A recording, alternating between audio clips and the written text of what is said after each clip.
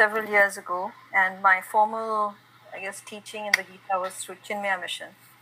And the Gita that I feel most akin to is Swami Chinmayanand's Gita and his translation. I think Seema had sent you guys the link, and it was an online PDF link. So if you like to follow along, you're welcome to follow along. I'm not sure how many of you have gone through the Gita or read the Gita or have any idea of the Gita. But Seema had sent this PowerPoint which goes over the gist of the Gita. So I wanted to first cover a little bit about the background of the Bhagavad Gita. You must have all heard of the Mahabharata, of course. And this Gita is actually part of the Mahabharata. So in one of the sections of the Mahabharata, which is the Bhishma Parva section, sections from 25 to 42 is where the Gita comes in. And during the Mahabharata, what happened is that, of course, Arjun is very confused and delusional. He becomes very depressed, and he doesn't want to fight. So then, obviously, Krishnji gives him the knowledge, right? So this actually happened, as they say, on a day called Vaikuntha Ekadashi, which falls briefly in December. So on Vaikuntha Ekadashi day, and part of the Mahabharata is when this Mahabharata took place. And you may know that, of course, Ved Vyas wrote this grand, philosophy. So Ved Vyas, she is the author of the Gita. And it's composed of 700 verses. It has 18 chapters. So just briefly, if you look at the 18 chapters, the first chapter is the Vishad Yoga, which is the grief of Arjun. And the reason why I skipped the first chapter, because today I will start with the second chapter. The reason I skipped the first chapter is because the first chapter is actually summarized in the beginning of the second chapter. So the first 10 verses or so of the second chapter actually summarizes the first chapter. And also, Adi Shankaracharya, when he wrote the commentary on the Bhagavad Gita, he completely skipped past the first chapter. His commentary actually starts with the 11th verse of the second chapter. So I did not really find it necessary to go over that, but you're welcome to read the commentary if you like, from the Bhagavad Gita. So the first chapter is the grief. So what I wanted to begin with is to tell you is that in our tradition, in the Vedic tradition, a guru or a teacher doesn't just start speaking, He is asked a question, or the pupil will request, some knowledge to be given. So knowledge should only be given when it's asked. So in all the Upanishad and in the Gita, it always starts with a question or a problem statement, as they say nowadays. So what happens in the first chapter is Arjun's problem statement, so to say, is the question that Arjun asks Krishnji, and only after that is that Krishnji comes up with the Gita. So what is very important to know in the first chapter and the first 10 verses of the second chapter is that the problem statement of Arjun and of all human beings, it's not just Arjun, but of all human beings, is the problem of grief. And this yoga, this knowledge, is actually what is the solution to grief. Because when we take human life, we obviously can be prone to grief. And so how do we overcome grief is the entire subject of the Bhagavad Gita. So the second chapter, how does Sri Krishna approach this solution, this philosophy? Sri Krishna starts with the highest knowledge. He does not start with, something easy to understand or something like that. So from the 11th verse, if you read the verses, Sri Krishna ji, actually he first he blasts Arjun, he says, you talk, all this things about being attached to your family and how can I kill my guru and my grandsire. You speak as though you're speaking words of wisdom, but they're not. They're simply coming from ignorance. So he blasts him first in the second chapter. And then, Arjun continues and says, okay, please lead me into knowledge. And he drops us at his feet and he drops his bow and arrow. And he asks Sri Krishna, please, you are my friend, you're my guide, please guide me towards what you think is best. So the approach that Krishnji takes is very important to understand, is the Vedic methodology. So even in the Vedas and in the Gita, the Vedic methodology to grief is very intelligent. So there are three parts to it. So the first part is when he starts with Karma Yoga. The first few chapters are on Karma Yoga. The sixth chapter is on Upasana or the sadhana, which is meditation. The third part is on Bhakti.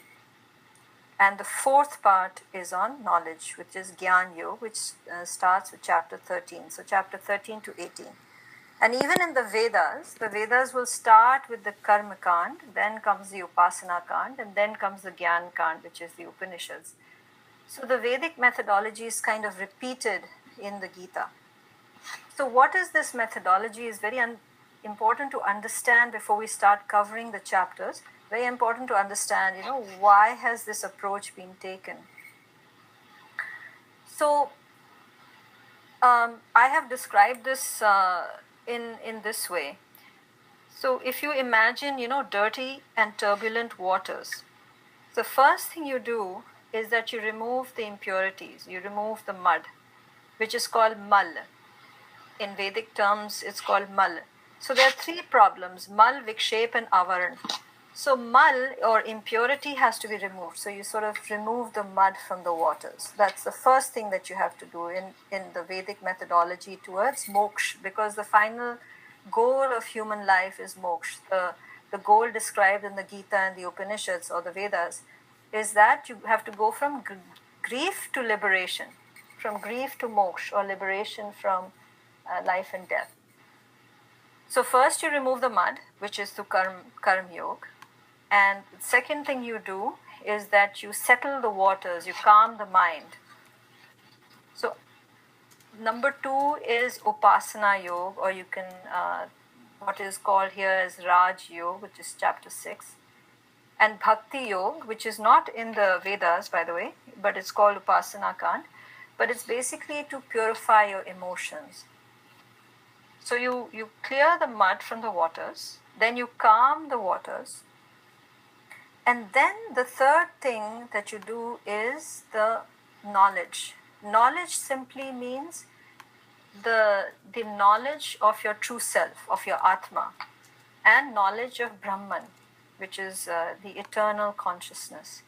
So only when the turbulent waters, muddy and turbulent waters are cleansed and calm, only then can you see the depth of the water and you can see your true reflection. So that is in brief the methodology that we will cover in the Gita. The Karma Kand of the Gita, the first 5 chapter actually starts with chapter 2 to chapter 5. A lot of emphasis has been given to the Karma Yoga. Chapter 2 is basically the summary of the Gita. So, if Arjun had understood the knowledge of the second chapter, we would have never gotten the rest of the Gita. So, Krishnji actually covered all of this, Karma Kand to Bhakti to knowledge, everything he covered in the second chapter. So that's why it's called the summary of the Gita. Um, and so he starts with the highest knowledge in verse number 11, which is about the soul, that the soul is permanent and the soul doesn't die. And soul is like, changing clothes, and just like you go through, youth and old age, just like that, you also go through many lives. So why is he talking about the soul, in the battlefield, right? So this is Arjun standing on the battlefield in all this commotion, and thousands of horses and elephants, and the horns are blowing, and suddenly in the middle of that, Sri Krishna is talking about Atma and soul, and why is he doing that? So it's quite interesting that in such a atmosphere, or in such a setting, such high knowledge is being spoken. So another thing in Vedic process, in the Vedic approach, even if you read the Ashtavakra Gita, the first thing or the basis of that is what they call the sadhana chatushtaya, which is the four steps of sadhana, of gaining knowledge, sadhana chatushtaya, which is broadly expanded by Adi Shankaracharya and many scriptures, including Viveka Chudamani. The first thing that you have to do is Vivek. And so Krishnji is saying Vivek means you need to be able to discriminate between that which is permanent and that which is impermanent. That is your number one thing. And unless and until you can discriminate between what is permanent and impermanent, you will always have grief. What will happen is we usually attach ourselves with that which is impermanent, that which is changing, that which is temporary, that which does not last. So if you attach yourself to something which will change, which will go away, you'll obviously have misery. Whether it is to yourself or somebody you love that you're attached to, you will have misery. And that is exactly what Arjun's grief is based on. He is looking at his, at his grandsire, Bhishma Pitama, at his guru, Dronacharya, and he's saying, how can I kill them?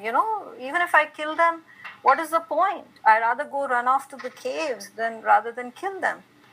So when you are attached to yourself or to your relatives or anybody else, that will found the basis of grief. So that is the first thing that Krishnji wants to teach him is Vivek, the difference between the impermanent and permanent. The second thing is that if you see here, Arjuna is saying, I don't want them to die. What's the point of them dying? And I'd rather not do this. I'd rather not kill them. The second thing is this fear of death. The fear of death, whether it's your own death or the death of a near or dear one. That is the ultimate fear, right? The fear of death. The fear of death will only be there if you do not have knowledge of the permanent. Once you have knowledge of the permanent, where Krishnji says, they were never born, so how can they die? In one of the verses he says, that whom you think that you're going to kill were never born and they will never die. So if you're talking about the permanent and if you're established in the permanent, you can never have grief and you can never have fear. And that is why Krishnji starts with Vivek, which is called here Samkhya Yoga. So Samkhya Yoga is not the Samkhya Yoga school of philosophy. There's another school of philosophy called Samkhya Yoga. Here it merely means the logic or the philosophy that is used. And the philosophy is that of Vivek and Vairagya.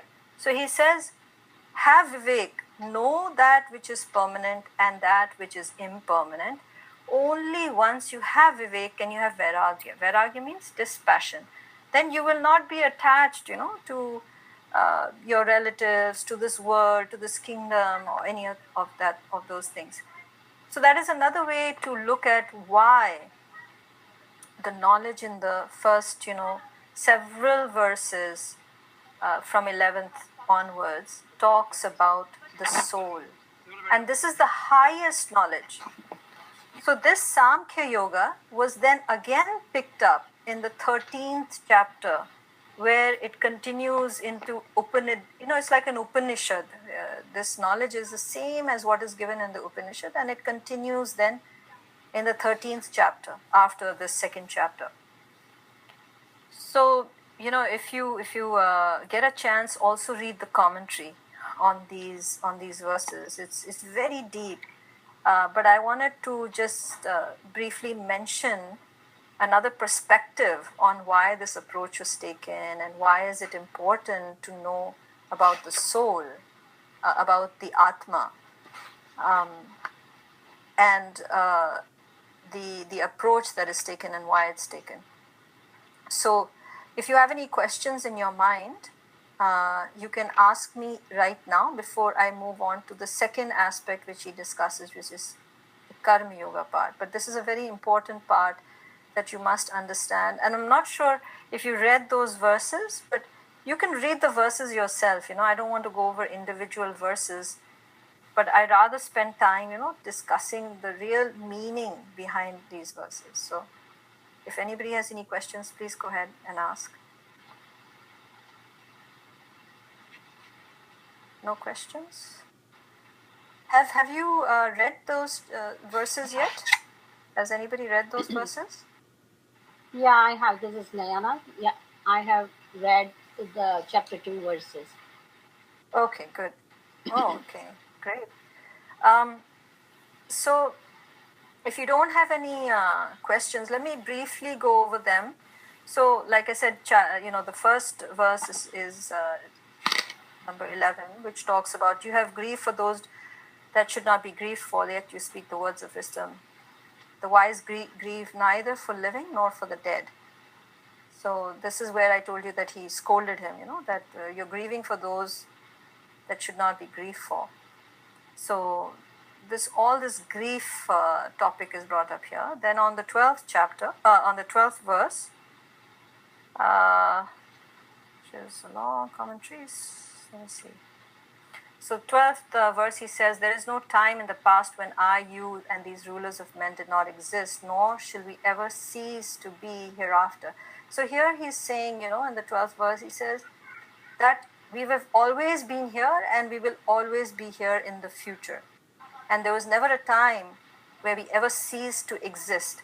So this in itself, we can talk about it for a long time. So basically, he's saying that the soul is eternal. And he's trying to awaken Arjun into this experience. Sometimes, when a guru or a great man who is self-realized, when he tells you something, it awakens you, to realize, yes, the permanency of the soul. So when we talk about Sat, in Hinduism, this thing, the word called Sat, as in Sat, Chit, Anand. So the soul has three qualities, which is basically an integrated, it's not separate, but it's an integrated threesome, which is Sat, Chit, and Anand. So the soul or the Atma is described as such, having these three attributes. Even though the Atma is without attribute, the closest that you can come to in pointing towards that is Sat, Chit, and Anand. So in this verse, what he is actually describing is Sat. So Sat means truth. And truth, the definition of truth, and you may want to write this down. A lot of people talk about truth and path of truth, but nobody really knows the technical definition of truth. So the definition of truth, according to the Vedic philosophers, is that which does not change, and the principle of that which does not change. And so technically it is pure existence. So everything exists in existence itself. Everything changes in existence. So you can think of it like space, you know. Everything exists in space, but space itself is existence. So Sat is equated with pure existence. That is what Sat is. That in which everything else exists, or the existence principle. That principle which does not change, that is Sat. So in verse number 12 is being described that you are Sat, I am Sat, Atma is Sat. Therefore he's saying there was never a time when you, me and these rulers were not, nor shall there ever be a time where we will cease to exist. So here he's defined the principle of Sat, or reminded Arjun that your true nature, the nature of the Atma, is pure existence. You are eternal. I am eternal. Remember. Do you remember that? So in the times of grief, you know, when if you're sick, or if there's a health issue, if there's a financial issue or something like that, we always are moved from our center, you know. We always get disturbed by these things which change, you know, whether it's health, finances, or relationships. We always get disturbed.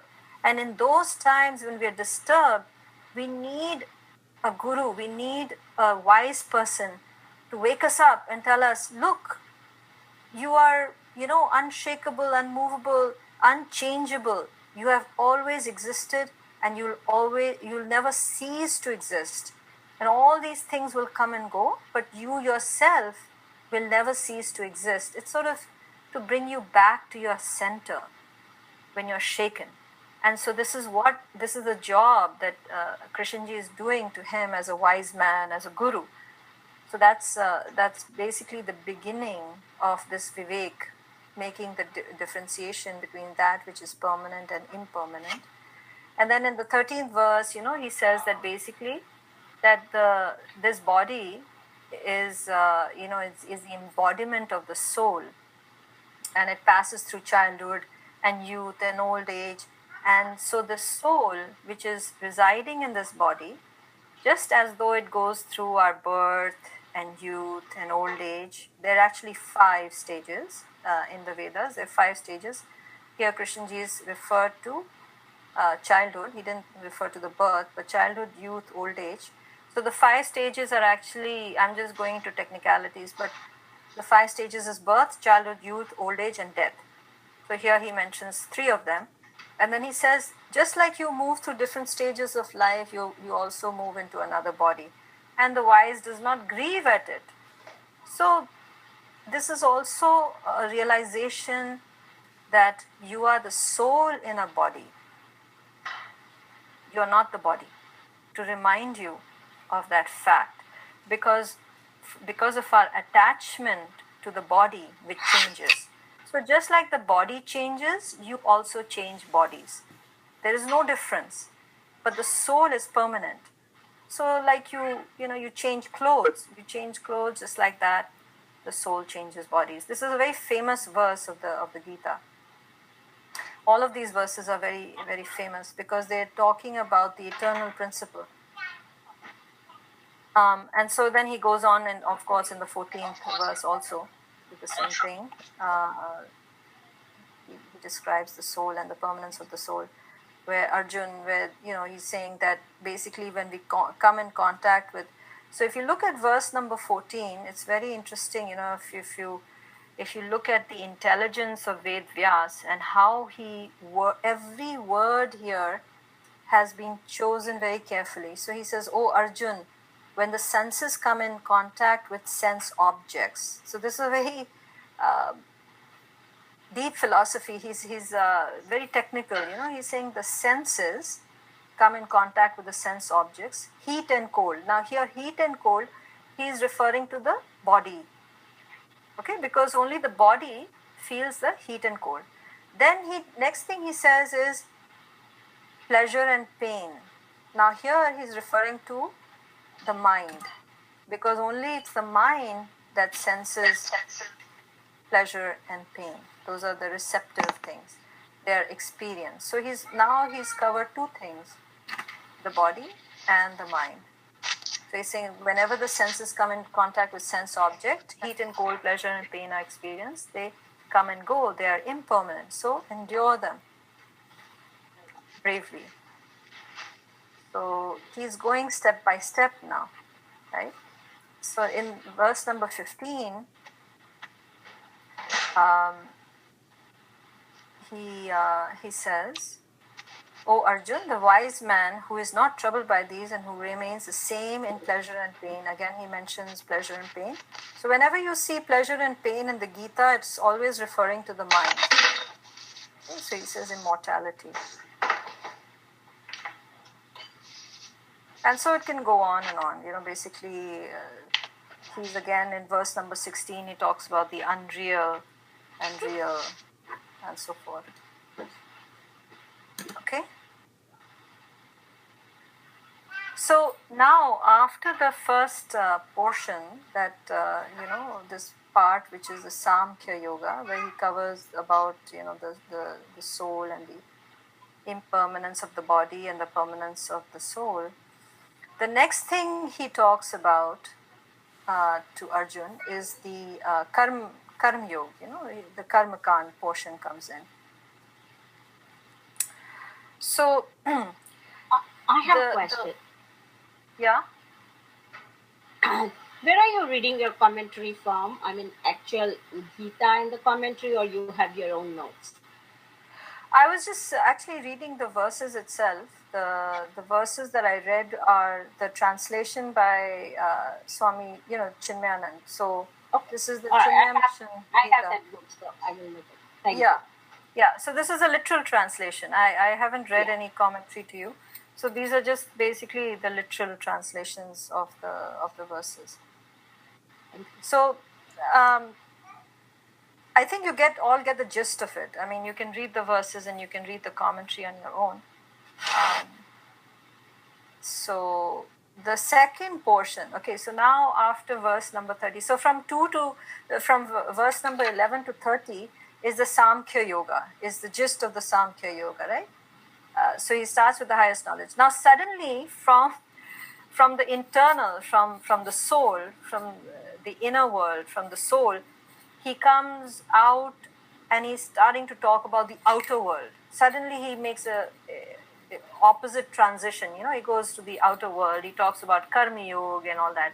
So it's a great transition. It's amazing how he transitions there. And why does he do that? Because if Arjun hasn't awakened to the highest knowledge, he's still not he's still not getting it, or he hasn't woken up. The next thing he tries to do, see, Arjun is feeling very dejected, right? He's fallen on his feet. He doesn't want to fight, and he's a Kshatriya. He's a male Kshatriya. And for a male Kshatriya, the ego is very important. So one of the things that Krishnji tries to do here is to arouse his ego. So when you have fallen, you kind of feel dejected. You feel like you're hopeless, you're nobody, you're nothing, I'm good for nothing. At that time, you need to uplift your ego a little bit to come into some kind of self-confidence. It's out of balance, his ego is out of balance.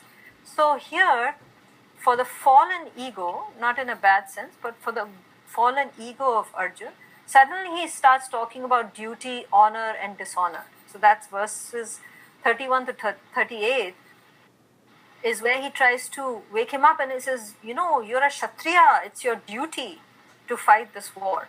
And you have to fight it. Otherwise, you will never be respected as a Kshatriya. What kind of Pandav are you? What kind of, and they were the ruling elite of India, the Bhishma Pitama's entire lineage was actually the ruling clan of India, of Bharat. So he says, you have to behave like a Kshatriya, So this is what he's trying to do. He's trying to remind him of his duty, and he's reminding him of the honor for his family, the honor for um, his varn, which is Kshatriya. So basically, he's given the spiritual knowledge. Now he's coming to the material or the worldly knowledge, and then he says, you must fight. So what I wanted to talk about here is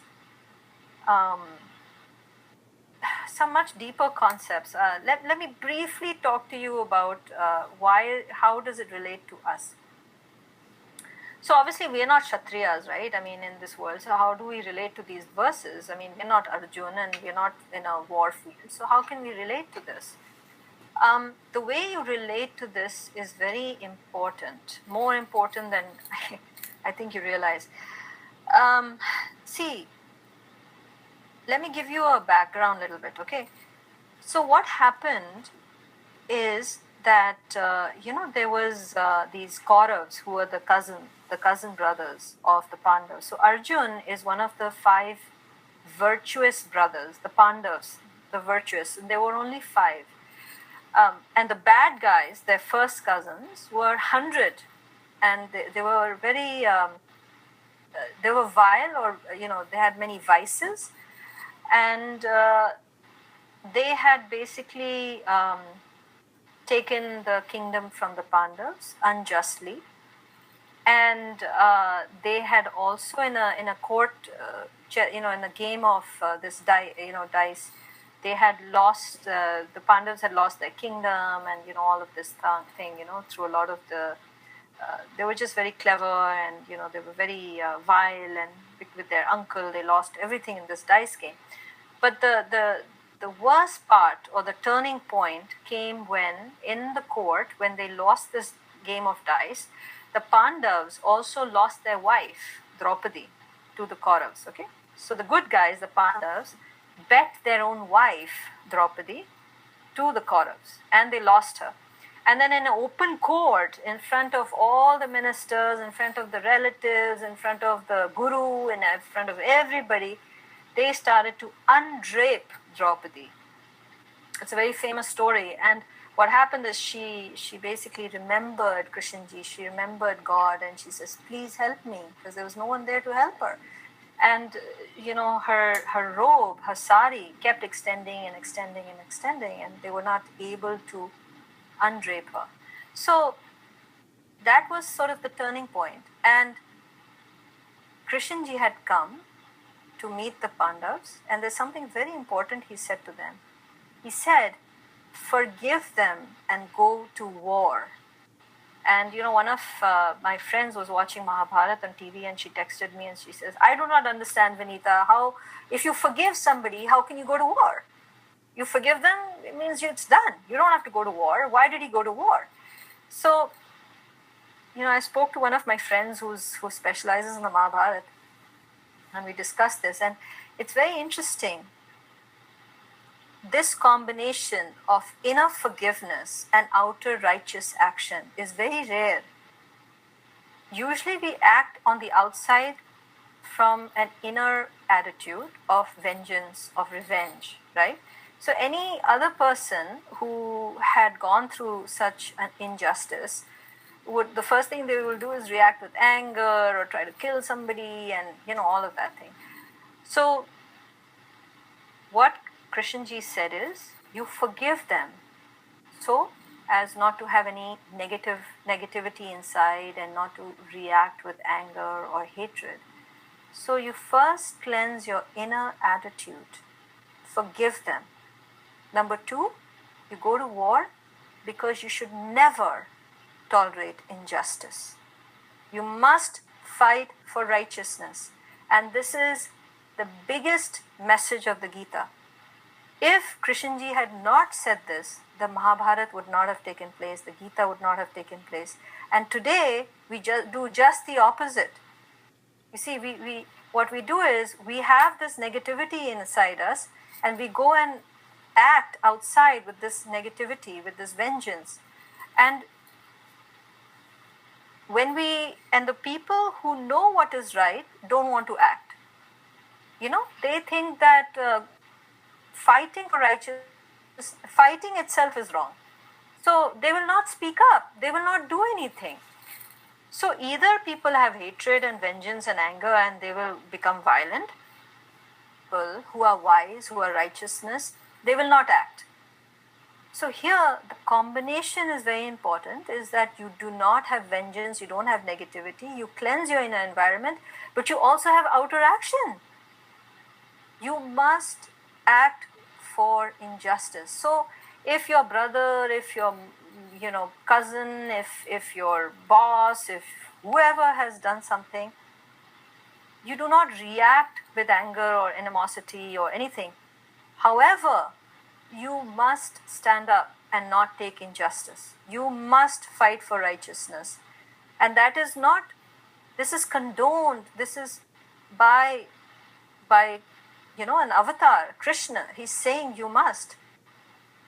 So this outer skill and inner wisdom is the main combination that comes together here in this verse, where he says you must do this.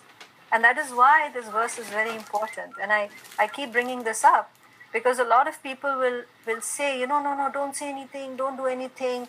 It's very wise, no, not to act. It's not true, you see. But how you act is very important. Like Mahatma Gandhi, he fought for independence, but it was through non-violent means. So it's the same thing. You have to have skill in action, dexterity in action. So the whole Karma Yoga is also about dexterity in using your wisdom, inner wisdom, for outer skill.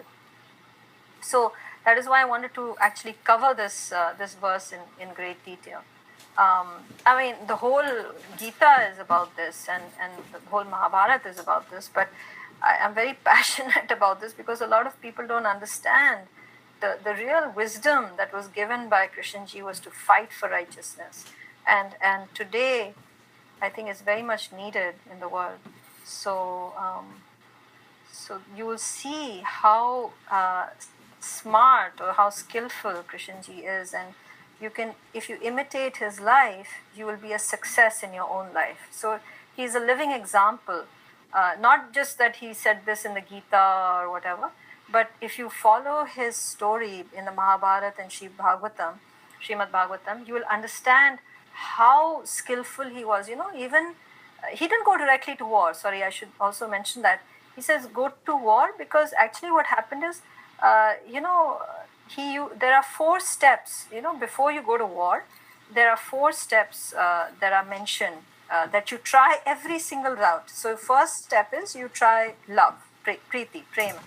If that does not work and people don't listen, then bhed. Bhed is the second thing. Okay, so you treat somebody nicely and you treat someone not so nicely so that they understand, see, this behavior is given,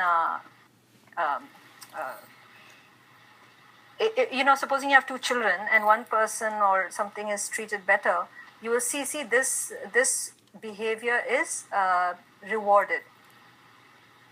So that is the second step. This is actually even in the Artha Shastra. So the last step, the danda, that you go to war. So Krishnji actually, when he went to the Kauravas, he says, okay, give them, so first he negotiated, he says, give them 7 villages. They said no. Okay, not even 7 villages they were willing to give. He says, give them the tip of a needle. Tip of a needle he asked for the Pandavas, and they refused even that. And when even that negotiation failed, is when the last resort was war. So war should be the last resort. And only then did he say, forgive them and go to war. So I wanted to bring that out first. It's not that you just suddenly go to war. You try all other routes, which today, they say, let's try to negotiate, let's bring them to the table and all these things. So this is all these skills that Krishnji first used. So that's where he starts from. And so the Karma Yoga starts with chapter 2, verse 31. And then he talks about the wisdom of yoga. So from here, if you read verse number 39 and 40, it talks about the wisdom of yoga. So this word yoga, this is used in many different contexts. Here, the wisdom of yoga, he's actually talking about karma yoga. So I'll tell you throughout the Gita what yoga actually means in that context. So in different contexts, different things are used. But when we talk about karma yoga or bhakti yoga or raj yoga or jnani yoga, yoga of course means union,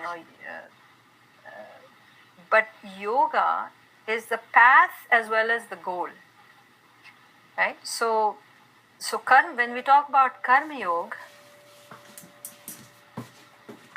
means karma is the path as well as the goal. What is the goal? The goal is to unite with the self. So using the path of karma to unite with the self. So that is karma yoga. So the wisdom of yoga is described here, which is basically the fundamentals of how to perform an action. Now karma, it's a vast topic, karma. So karma and yoga. So yoga is basically the union, and yoga is both the path as well as the goal. Now karma. Karma is a very deep topic, but here it fundamentally applies to action in these verses, right? In different contexts, karma can apply to different things.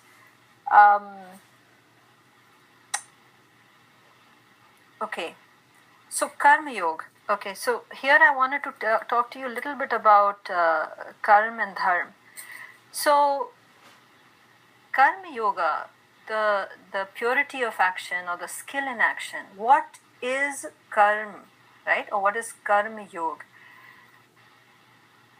The right karma, or karma yoga as they call it, is that which is according to dharma, which is based on dharma, the principle of dharma. That is karma yoga. So like I said, chapters 2 to 5, it talks about karma yoga, and karma yoga is given so much time and emphasis, and even in the Vedas, half of the Vedas are karma kand. It goes on and on and on about karma. So there are two topics of knowledge in the Vedas and in the Gita. The first topic of knowledge is dharma. And the second topic of knowledge is Brahman. So dharma is the principle, and Brahman is also a principle. It's consciousness, basically. So these are the two topics of knowledge which are discussed in the Vedas as well as the Gita. It's not spoken of directly here, but it's sort of assumed that the foundation is dharma. Okay, so when he talks about the wisdom of yoga, he means base your actions on dharma. Okay, so actions which are based on dharma is karma yoga. So you get that, right? Actions which are based on dharma is karma yoga, or wisdom of yoga, which is verses 39 and 40.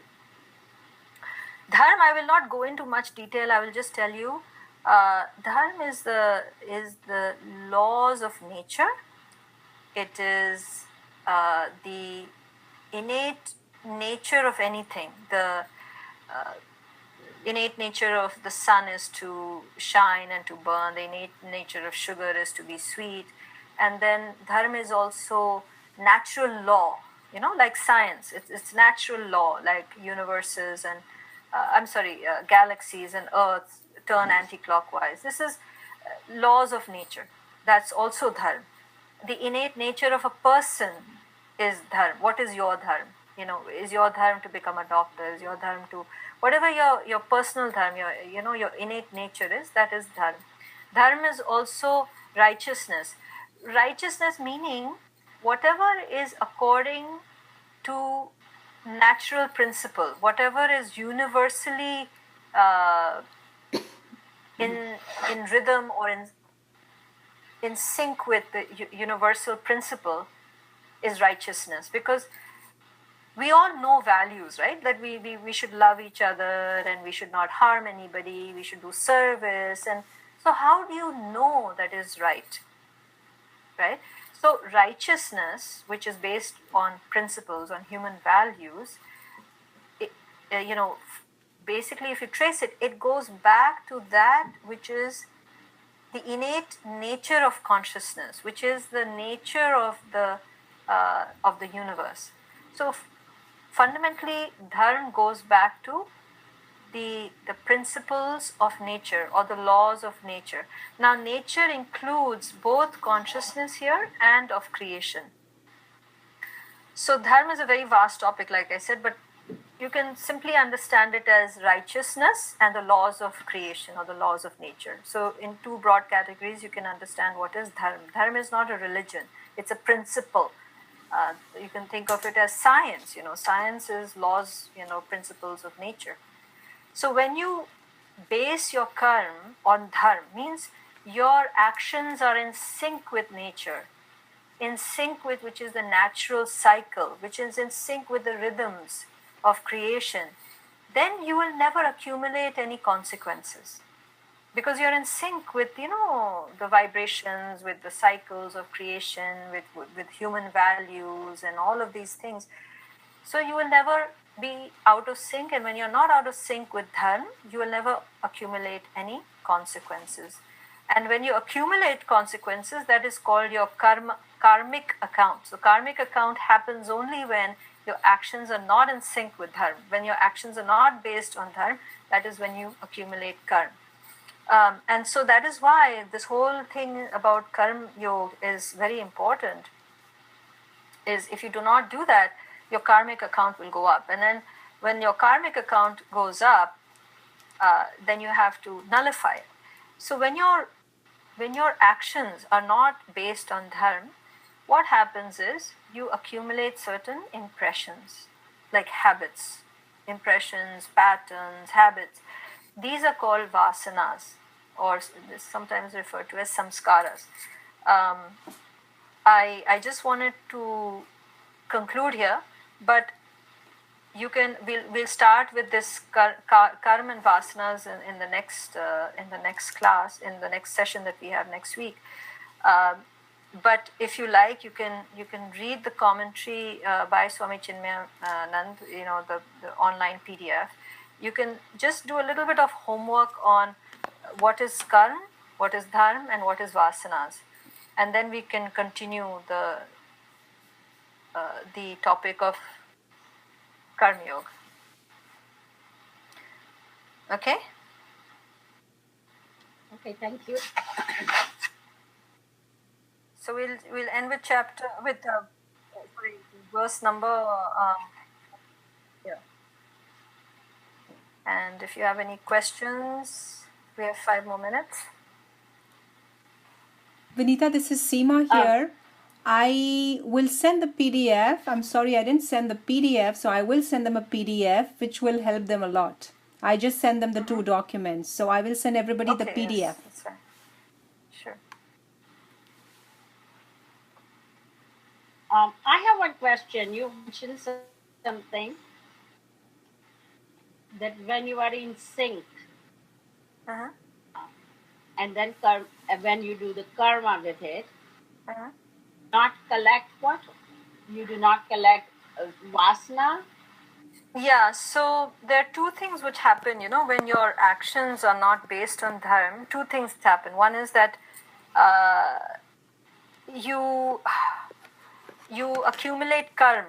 Karma meaning you have a karmic balance, means like, you kill somebody, now, you have a karmic balance, you have accumulated karma. Okay, so means if your actions are based on dharma, there will be no residue, there will be no balance. Okay? But if you do not base your actions on dharma, then you will have a karmic account. The second thing that happens is, when you do not base your actions on dharma, the second thing that happens is you accumulate certain impressions or patterns or habits. So, for example, if you drink alcohol, I'll just give you a very blatant example. Supposing you drink alcohol. Now, alcohol is not dharmic because it is not beneficial for you, right? Because alcohol is not beneficial for you, it is not natural, or, nature will never tell you, okay, drink alcohol. It's not some principle which is correct. It's not correct because it's not beneficial for you. Then you will accumulate certain impressions, meaning you'll develop a habit.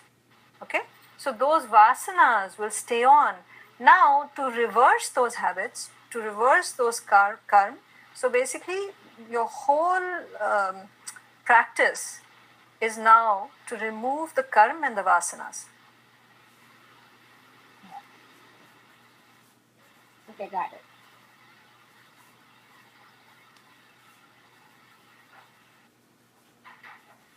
You're welcome. Anything else? Hi Vinita ji, this is Venkat here. Hi Venkat. I had a question on dharma. You mentioned that it's nature, your nature, right? So any other suggestions to help identify with your true nature, something that will help you to be in sync with the nature? Yes, to be in sync with your nature, you need to first get in touch with it. So we basically, how do you know your true nature, right? How do you know your swadharma? How do you know who you are? What is your true nature? So that is why the sadhana aspect or the upasana kan is more about understanding through practice, through meditations, through all that. But also the second portion, I'll tell you because we're studying the Gita, I'll tell you the approach from the Gita is when you learn the knowledge about your true self, what is the Atma, what is the world, what is the Atma, and those chapters from 13 to 18 talk all about your true nature. What is your true nature? So when you read about your true nature and when you meditate on it, that is when you realize it. So there are three-step process to know your true nature and to be in sync with your true nature. Number one is to listen to a description of what your true nature is. The second step is to remove any doubts, or you hear about it, but you may have 100 questions. What does this mean? So the second portion is, so first is shravanam, listening. Second is mananam. You can have discussion groups, you can talk to a friend, or remove all these doubts. The third is to experience it, and the only way to experience your true nature is through meditation, nididhyasana, meditation. Thank you. Take it easy.